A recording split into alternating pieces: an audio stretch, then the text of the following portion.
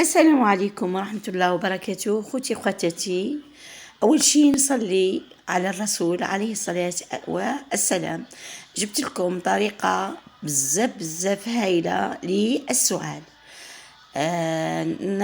نحكم نقطع بصلة واحدة كبيرة، قطع صغيرة، ونضيف لها 3 ملاعق سكر،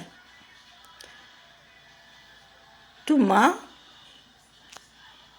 نغطيها ليلة كاملة، تبات هكذا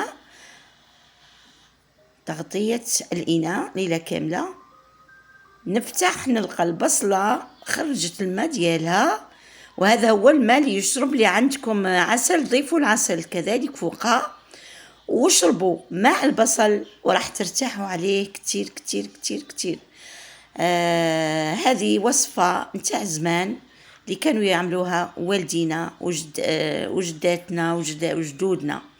ما تنسونيش من لايك وشير وسبسكرايب، وإلى اللقاء في فيديو آخر إن شاء الله. مع السلامة، ورمضان كريم، كل سنة وأنتم طيبين.